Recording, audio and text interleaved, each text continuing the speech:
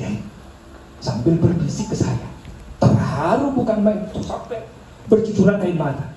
Ya, potongan-potongan pembela Rasulullah yang dijamin masuk surga, as-sabiqunal awwalun, itu disebut, itu potongannya 80% kayak gini kabeh.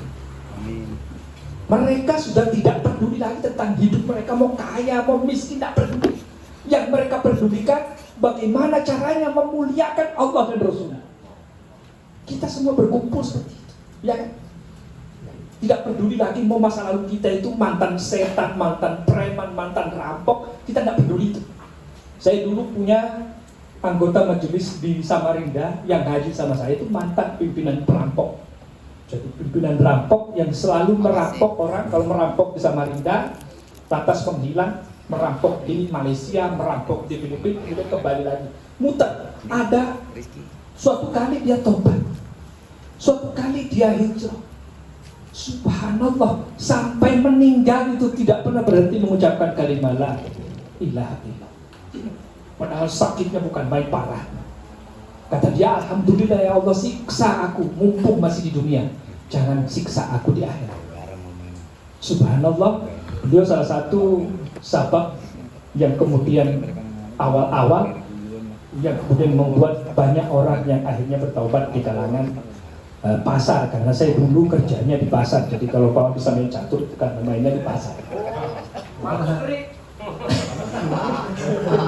Pasar Segiri, pasar pagi dan sebagainya. Nah, ringkas kisah jadi seperti itu. Jadi awal-awal orang-orang kalau nyebut dakwah jalanan pasti nyebut mereka, langsung inget. Orang inget kita sudah bermandikan pahala balasan dari Allah. Bayangkan kalau anak-anak muda kelak, anak-anak cucu kita kelak bicara tentang dulu kakek itu mulai mengawali dakwah di sini itu lewat madrasah jalanan. Luar biasa pahalanya di sisi Allah. Jadi kalau tadi tema kita the next level kita mau arahnya naik atau mau arah turun itu semua tergantung pada kita. Kalau anda sekalian, panjenengan saudaraku sekalian sudah ngumpul di sini, berarti level antum dibandingkan orang-orang yang mungkin ahli sholat, mungkin ahli puasa, tetapi lupa kepada masyarakat, antum levelnya lebih tinggi.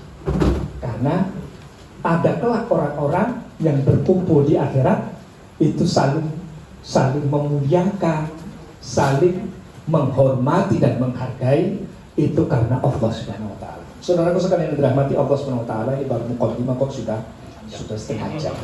Ya. Padahal masih ada guru kita Ustadz Iyad yang marhaban Ustadz. Ya. Selamat datang Ustadz kita. Ya, maaf ini. Saya lanjut. Saudaraku sekalian yang dirahmati Allah Subhanahu wa taala, berbicara tentang dakwah jalanan. Ya. Berbicara tentang dakwah di jalanan, kami itu kalau di Jakarta itu kalau jam-jam 10, jam-jam 11 itu belum ada tiduran. Itu masih berkutat dengan dakwah. Sehingga kadang-kadang jam 2 malam orang-orang sudah bangun sholat tahajud, kami masih di jalanan pulang. Sehingga rata-rata tidur kami itu mungkin habis sholat subuh. Karena kalau tidur setelah sampai rumah tidur itu kebablasan. Jadi rata-rata seperti itu. Sehingga kenapa? Karena orang-orang di jalanan itu bisa didekati itu di saat-saat tengah-tengah malam. Ya. Dan alhamdulillah patut kita syukuri, dan salah satu yang sangat diaplausi di seluruh Indonesia, Katro itu adalah Katro Balikpapan, karena Katro Balikpapan kemarin itu juara 1 seluruh Indonesia. Dari 43 chapter cabang di seluruh Indonesia, Katro Balikpapan juara 1.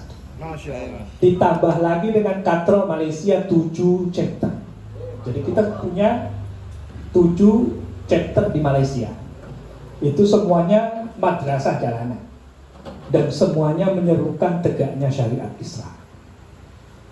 Saya kemarin sempat menyampaikan bahwa orang-orang yang berdakwah itu tidak harus punya ilmu banyak. Karena orang bicaranya ngajak. Dakwah itu cuma bicaranya ngajak. Kalau terus yang ceramah di masjid itu mau'idhah hasanah. Ya. Itu bagian dari dakwah, tapi dakwah yang pertama itu ngajak orang. Loh, siapa yang mau mendengarkan saya di sini kalau nggak ada saudara-saudara kita yang ngajak gitu. Yuk ngopi, yuk ngaji. Di sana itu enak, ngaji sambil rokokan, sambil ngopi. Nggak perlu harus pakai sarungan, nggak perlu pakai ini dan itu. Pokoknya ngumpul saja.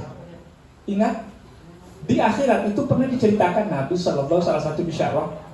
Jadi Rasulullah SAW itu ada sekelompok orang yang nggak punya rasa takut dan tidak punya rasa gundah. Jadi seakan-akan mungkin kalau ngumpul nanti di padang mahsyar itu bukannya kemudian ketakutan dan lain sebagainya, tetapi saling sapa, bro, kapan matinya kamu? Paling-paling gitu. Bro, dulu waktu mati di mana kamu matinya? Wah, kangen banget. Kita berjuang bersama. Dan mereka semua saling sapa menyapa. Sampai-sampai ada orang yang kemudian berkata, apakah kalian tidak takut dengan neraka Allah? Mereka tidak peduli ya kalau neraka itu urusan Allah. Ya. La khaufun 'alaihim wa lahum yahzanun disebutkan di dalam hadis itu.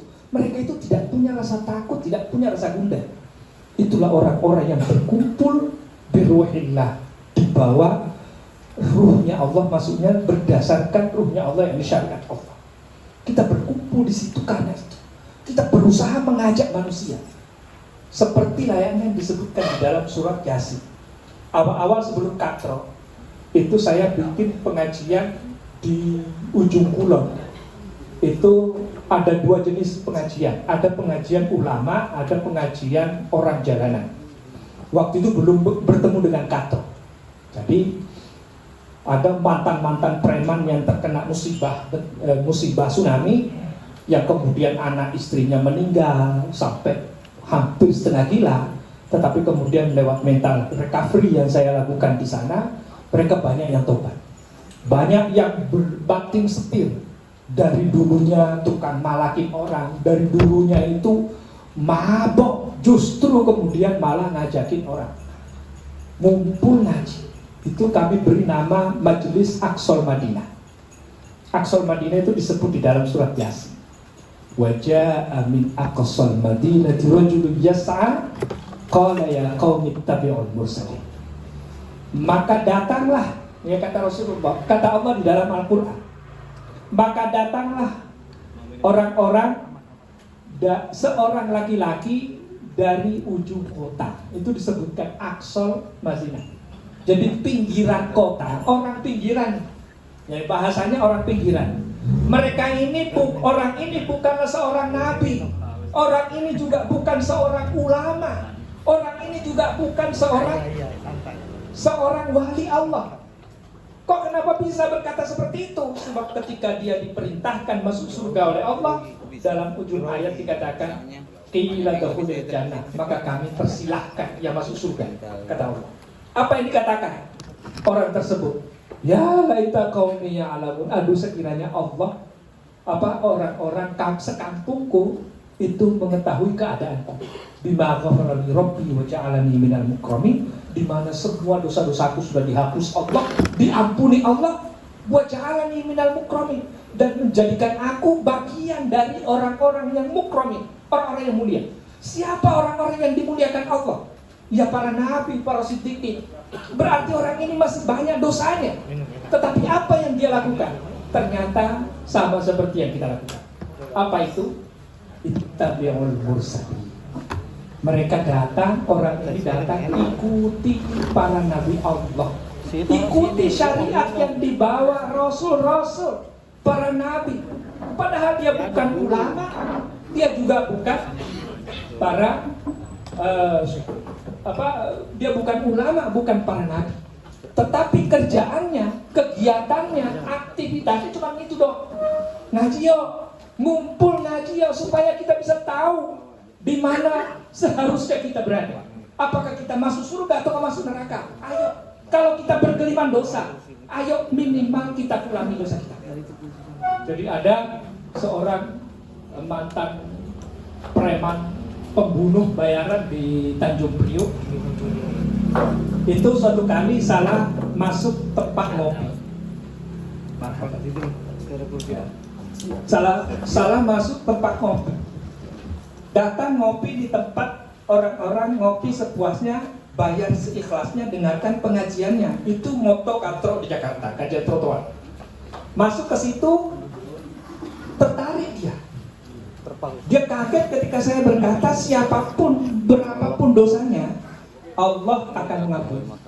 Akhirnya dia mendatangi saya waktu itu, karena saya biasanya kalau di kajian trotoar di Jakarta itu tugas saya itu bicaranya mati melulu, karena pasti kita akan mati. Dan saya perlihatkan bagaimana gambaran-gambaran orang sakaratul maut, baik yang kemudian orang soleh maupun yang tidak soleh. Itu kayak apa gambarannya, yang tertangkap oleh CCTV mati. Saya bilang, Anda mau mati seperti apa? Ternyata ketakutan juga. Ini pembunuh bayaran, sudah 40 orang yang dibunuh. Saya bilang kepadanya, dia bilang kepada saya, Kiai, kalau saya tobat sekarang, kalau saya hijrah sekarang, Kiai bisa jamin bahwa dosa saya diampuni.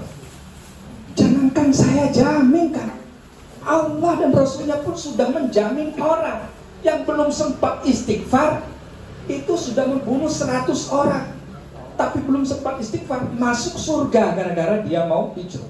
Betulan, saya bacakan hadis. Langsung dia berkata, Bismillah, bro, gue hijrah sejak hari ini. Jadi teman-temannya yang di luar itu langsung dia berkata, bro, saya hari ini mulai sekarang hijrah, tobat saya. Maka siapa yang masih mau berteman dengan saya, ayo tobat, hijrah bersama. Tahu enggak? Beliau sekarang itu sudah mengislamkan 8 orang keluarga dari kalangan, ada yang Cina, ada yang mantan pembunuh juga, ada yang pengedar narkoba, bahkan tangan kanannya Freddy Budiman. Itu almarhum Freddy Budiman itu juga tobat di tangan dia. Ini lisannya jadi mancur. Orang-orang seperti antum ini di jalanan seperti ini bisa jadi lebih manjur lisan antum dibandingkan lisan saya. Kalau saya mungkin berdakwah bisa pakai dalil ini, saya bicara dalil itu, bicara makola ulama seperti ini, saya bicara di kalangan jalanan pakai itu, semua pada bengong. Kiai, kami mah tahu maunya kepengen istighfar doang, gimana caranya? Nggak tahu apa-apa. Maka orang-orang seperti antum ini adalah orang-orang yang luar biasa mengajak orang. Sampai-sampai suatu kali dia bilang, ngomong sama teman-temannya, karena teman-temannya ada yang tokoh bangsa waktu. Hati-hati bro kamu, nanti kamu malah jadi kelompok Islam transnasional. Dan nanti kamu malah kepengen bikin negara baru di negeri. Lantas dia berkata, emang kenapa kalau umpama kita menerapkan syariat Islam? Dulu kerjaan kita ini melanggar syariat. Nanti kalau syariat Islam diterapkan, tanganmu pada menguntung semua. Kerjaanmu kan maling, kerjaanmu kan rampok. Ya alhamdulillah kalau ada sistem seperti itu. Karena kata guru-guru kami, sistem Islam itu kalau diterapkan, orang yang kena hukuman saja itu diampuni dosanya. Berarti yang seperti ini yang dicari. Daripada sekarang saya main perempuan, saya judi, saya mabok, saya berzina, saya maling, cuman di penjara kalau ketangkep. Tidak ada jaminan ampunan dosa. Yang itu saya cari. Nah, jadi kalau sekarang daripada kamu mabok begini, mending kita berjuang menegakkan syariat Islam supaya kalau kita melanggar hukum ada ampunannya ketika dikenal. Luar biasa, padahal dia ini mantan setan. Tapi justru dia menjadi dan menjelma sebagai